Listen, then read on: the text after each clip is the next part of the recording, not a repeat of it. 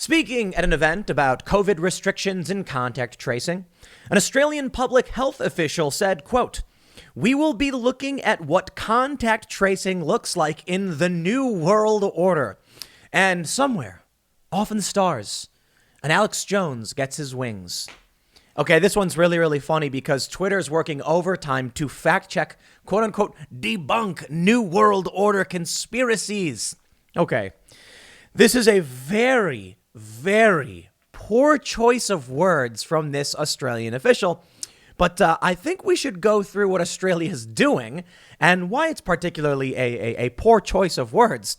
Let me just put it this way. Imagine being a country that built relocation camps for people deemed sick or suspected of being sick, and then having an official use the phrase New World Order. Perhaps there are some of you out there who aren't familiar with the New World Order conspiracy theory. And there's varying degrees of conspiracy theory. I actually think all this stuff is kind of dumb because it takes away the human condition from what's actually happening. It takes away the reality, as it were. Let me explain. So the New World Order, something Alex Jones, I believe Alex Jones, I've not listened to enough of his stuff to know, but people say that's like up his alley. It's the things he talks about. And I'm fairly certain that's correct, but I'm not going to go through his archives, but I'm pretty sure he's the guy who's always been talking about this stuff. The idea is that there is an international cabal of people that are trying to create a one world government of, fascist commie dictatorship or whatever. And that, my friends, probably an extreme exaggeration. I know there's a lot of people saying right now, but Tim, we know the Davos group, the Great Reset. Yeah. This is the problem I have with these conspiracy theories is that you take someone infected with rabies and then claim it's a vampire or a zombie. You get that? So this may be apocryphal, but the general idea is when it came to the legend of vampires, for instance, it was people who had rabies. And so they would be dehydrated, their gums would recede, they'd be afraid of water, and they'd bite you. And if you got bitten, you'd turn into a monster too, and they had to purge the monsters. And I don't know that rabies actually does that. It makes people ravenous like they claim, but animals for sure. And so what actually was just this virus becomes a legend about immortals flying around and sparkling in the sunlight and hooking up with Kristen Stewart. Yeah, that's a big leap from some dude got rabies and was foaming at the mouth and bit somebody to sparkly vampires, romantic novels, and all that other weird stuff.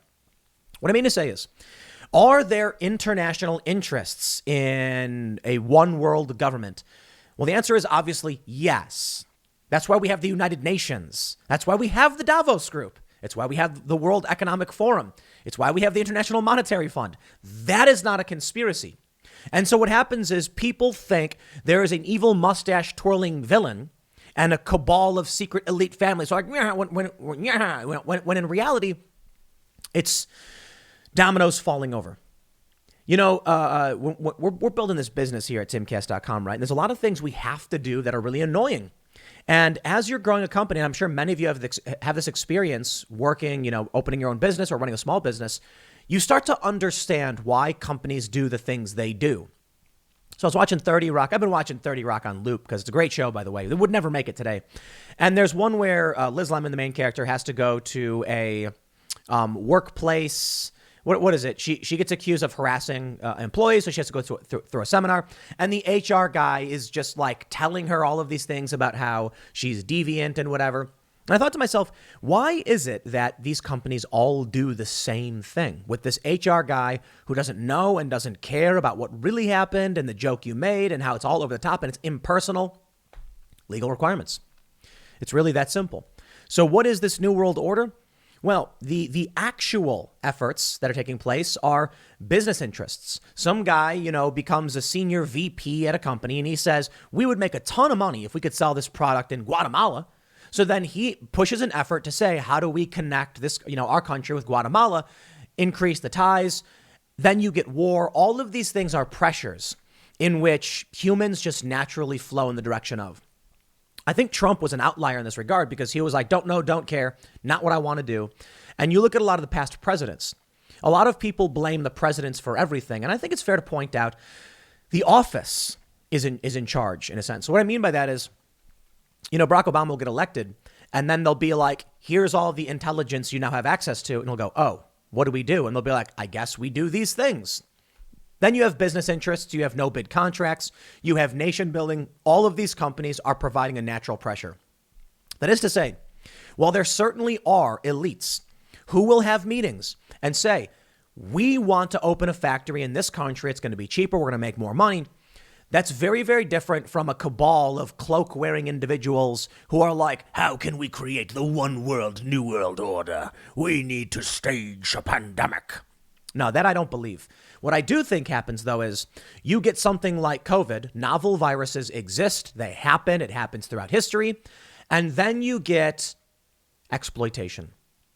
Democrats at all levels are like, how can we exploit this crisis to gain power? We can say this is great. We need universal mail-in ballots now. So it's more so. I don't believe it is. I don't believe there's in conspiracies for the most part. I believe typically pressures are create obvious tracks. That is to say, everything that's been happening, it's predictable. It's predictable. There are individuals who want power. Sometimes they work together. Conspiracies do exist. I don't mean to say that like, oh, no, there's never been a conspiracy. No, they do. But what I'm saying is I don't think that there's like a secret shadow government or anything like that. Okay, that being said, here's what Twitter says. Unfounded claims about the New World Order conspiracy theory are shared after an Australian governmental official used the expression during a press conference on Thursday. New South Wales Chief Health Officer Dr. Kerry Cant used the phrase during a press conference on Thursday.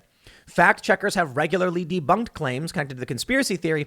The phrase is commonly used to describe times of change or cultural shift. No, that's not true.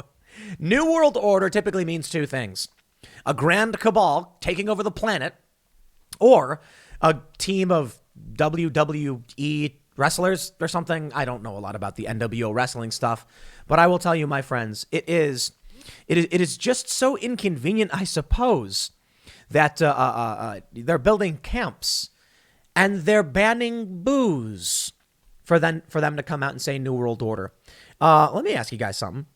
Australian state limits residents of COVID-19 lockdown apartments to 6 beers per day. Why? What does that have to do with COVID? Why can't you have beers? The reason I say it's unfortunate, again, I certainly think there are international interests. I certainly think that business pressures and political pressures create this pressure towards creating a one world government system or whatever. Look, I don't think the UN was a conspiracy the way of like a villainous conspiracy where people are like, how can we control the world? We need an organization to control. No. War happened. Someone said, war was bad. It costs a lot of money. And now I have no crumpets. What do we do? Okay, well, let's bring everybody together for a meeting. It's never this deep nefarious thing. These people there's no villains in these stories. They genuinely believe they're good guys. Often they do bad things. The communists thought they were good guys. They killed tons of people. So ultimately, I just tell you this is what humans do. And if we're not conscious of it, paying attention and in control of how these systems operate, they run out of control. And you end up with sweatshop labor, outsourcing of factories, economic crisis and collapse, failure and invasion in the Middle East. It's remarkable to me that we as humans can be smart enough to say something like, hey, maybe we should get out of Afghanistan. And then they don't do it. And then exactly what everyone predicted happens. So I tell you, if there really was an international cabal in control of everything, I mean, wouldn't they have better control over what's happening in Afghanistan? Wouldn't there be no real conflict between many different countries? I think it's absurd because it implies, I suppose, maybe there's Western forces, the NATO alliance, but they're still at odds with China. China still wants Taiwan. The U.S. still says no. You look at Australia and you look at China, and they're doing a lot of the same things. But they're also in a potential, like they're also in a brooding military conflict with each other. No, I think this is what people do because you take a bunch of people who have bad values, and this is what you get. Over the past few generations, the United States has faltered substantially faltered. We have failed to instill values in our kids, the ideas of freedom, independence, liberty, critical thinking, and it's because we decide to take the path of least resistance. You know, how is it that Gen X has become so spineless and terrified of millennials? Boomers are phasing out. They're retiring. And the Gen Xers are like, I'll just do whatever the millennials want because they want money. I want money. I want my apartment. I don't want to have to think about this. And the result is crazy cult-like millennials then go around doing crazy cult-like things. There you go. I think it's like the fourth turning, right? No one makes the fourth turning happen. They don't start the wars or anything like that. It's that good times make weak men, and weak men make hard times. And so the cycle carries on. Why? Now, so look at this story, and then we'll talk about the concentration camps they're building. Residents in apartment buildings that have been locked down by Australia's New South Wales state over COVID concerns say they have had their deliveries searched and have had packages containing alcohol confiscated if the amount exceeds the department's prescribed alcohol limit. In apartment blocks locked down by New South Wales Health, residents are having their alcohol deliveries policed in accordance with the department's policy, which allows residents to receive a ration of 6 beers or premixed drinks, 1 bottle of wine, or 1 375 milliliter bottle of spirits, according to news.com.au. Any alcohol outside the limit is being confiscated until lockdown rules are lifted, which is never. Amazing. According to the report, residents may ask a clinician if they want more than the prescribed limits. So, New World Order, maybe in the lighter sense of what's happening, I think it's fair to say, yeah, Alex Jones got a lot right. But you know what my criticism of Alex always is? He'll see a morsel of truth, and then he opens it and stretches it out into something that it's not. And that is to say, a lot of what Jones has said in the past has come true and he's been correct about. But you can't, I think it's wrong to say that, look, here's a better way to put it. If there really was a great cabal in control of everything, how would this conversation even be happening? They certainly would have banned me a long time ago. No, don't get me wrong. They banned a lot of people and they're trying. But suffice it to say, they don't, the powers that be, the interests aren't as coordinated as you think, and they don't have as much power as you think, though they do have a lot of power. They're pushing, they're gaining ground. That's all true. But I suppose, as the saying goes, if we were losing, the propaganda would not be. I'm gonna mess this up. Basically, they need the propaganda. If it was, I can't get the quote right. If we were doomed, if there was no chance of winning, they wouldn't need propaganda. All of this stuff that they do with censorship is because they don't have the level of control you think they do. They just don't. Let me throw it to Timcast's good friend, Howard Stern. I'm just kidding, by the way. He's an idiot. Howard Stern rips vaccine opponents. F their freedom. I want my freedom to live. Talk about a loser. But this is what I'm saying. Howard Stern is just following a crowd. You know, you wonder how Nazi Germany came to be. People like Howard Stern. Spineless losers who demand authoritarianism. Howard Stern is not part of any great cabal. He's just joined the cult, and now he's saying, do whatever they say. I think we need to get into what's happening here with these quarantine camps, though, so I can break down their New World Order. You may have seen this video. There's a dude, and he's saying that they're being treated like zoo animals. Or just waiting patiently to be fed. It's like when you shake the bag of the dog treats and the dogs come running. Waiting patiently to be fed at your quarantine camp. It's like shaking the bag and the dogs come running. I'm going to show you some of these photos, man. He talks about how a woman took a sip of her tea, pulls her mask on to sip tea. The cop said, don't do that ever again. Quarantine camps are being built. Do you think these cops who are enforcing that are part of any conspiracy? No, you don't need a New World Order conspiracy. Human beings just do this stuff. And that's the problem, man. Let me show you some photos. Here's one. Let me see if I can shrink this down a little bit. This is what it looks like when you're coming to get your when you want to get your food at your quarantine camp in your little corrugated steel mobile unit. They come with these bags, wearing these these outfits.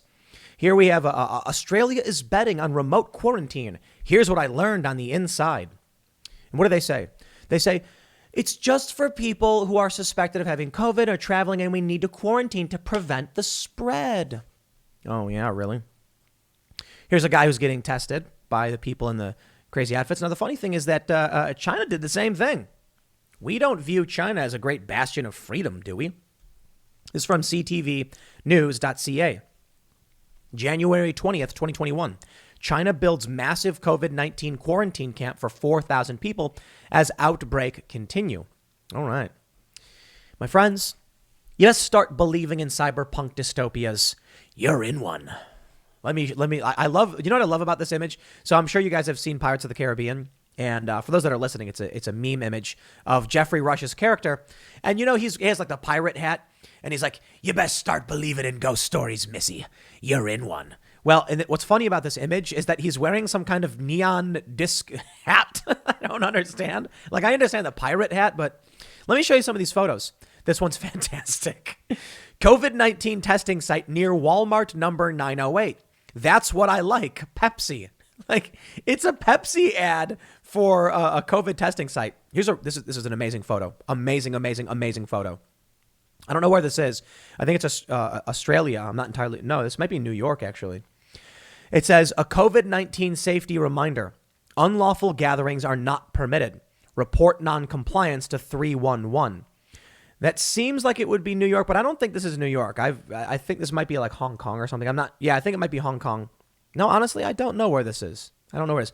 311 I know is a New York thing, but I'm not entirely sure of the city. But there are these big ominous billboards. Unlawful gatherings are not permitted. Here's an image of this was I think Biden's election. And you have all of these cars in the audience. Very, very creepy. Then they show pictures of Antifa, and it's like, okay, I guess. Then they have the UN defending Antifa, but I really like these signs. Here's this looks like a train station, and it's a big red LED sign saying, wear a face covering on public transport. Look at this, a priest baptizing a baby with a squirt gun, just patently absurd. Women doing dances, adult performances in a drive-through, amazing. Giant billboard, staying apart keeps us together.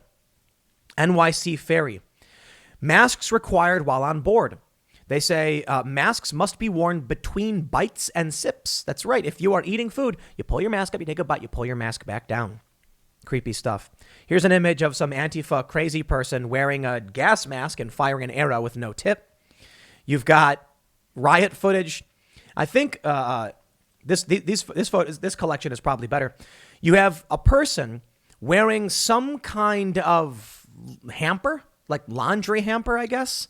It's a big orange thing over their body. It's a square, a rectangular shape, and they zip down a plastic cover to protect themselves, I suppose. This is nightmare level dystopia. Here you have a bunch of stormtrooper looking like dudes occupying the steps of, I think that's the Lincoln Memorial. Statues being torn down. Anti-fascists, so they say, holding up a sign saying, we will tread, with the communist fist strangling out the snake.